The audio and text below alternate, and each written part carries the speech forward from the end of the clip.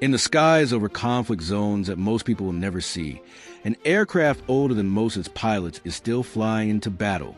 It was designed during the Cold War. It was supposed to be retired years ago. And yet, in 2026, it remains one of the most requested aircraft in the United States Air Force's arsenal. This is the story of the A-10 Thunderbolt II, better known by its nickname, the Warthog, and the strange, stubborn refusal of an aging warplane to disappear. For years, the U.S. Air Force has tried to phase out the A-10. Newer, faster, stealthier jets like the F-35 were supposed to take over every mission the Warthog once owned. Budget planners saw an aircraft built in the 1970s, slow, unglamorous, covered in armor instead of sleek stealth coating, and repeatedly proposed sending it into retirement. Time and time again, the Pentagon pushed to cut the program, arguing that modern warfare no longer needed a plane built around a single giant cannon. But every time the Air Force tried to close this chapter, someone stepped in to stop it.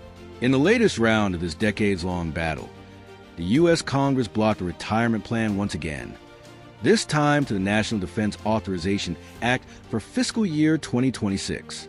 Lawmakers refused to let the Warthog go, effectively overriding the Air Force's own leadership. It was a rare moment where politics, not technology, decided the fate of a warplane. Then, in April 2026, came a decision that surprised even seasoned defense analysts. Secretary of the Air Force Troy Meink announced that the A-10 fleet would remain operational until at least 2030. An aircraft that critics have been trying to bury for over a decade was handed a new lease on life. Not because of nostalgia, but because of hard, practical necessity. So why does an aircraft from the Cold War still matter in modern combat? The answer lies in the skies over the Middle East, where a new kind of threat has been terrorizing the region. Swarms of Iranian-made Shahed drones. Slow, cheap, and numerous, these drones have proven difficult and expensive to counter using top-tier fighter jets. And this is exactly where the A-10 found its second life, armed with the APKWS II, an advanced precision-guided rocket system. The A-10 has proven remarkably effective at shooting these drones out of the sky, unlike a multi-million-dollar stealth fighter burning through fuel and munitions designed for high-end warfare. The Warthog does the job at a fraction of the cost.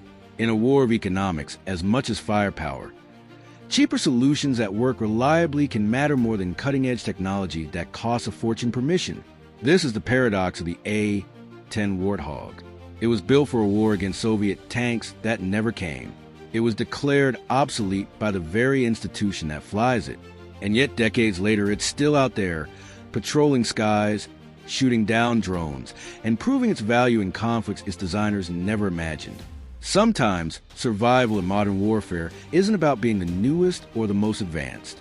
Sometimes, it's simply about being the tool that still gets the job done.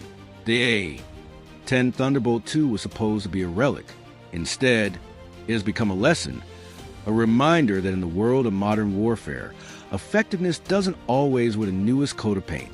As long as there are threats it can counter better and cheaper than anything else in the sky, the Warthog will keep flying, not because it was saved out of sentiment, but because even now it's still needed.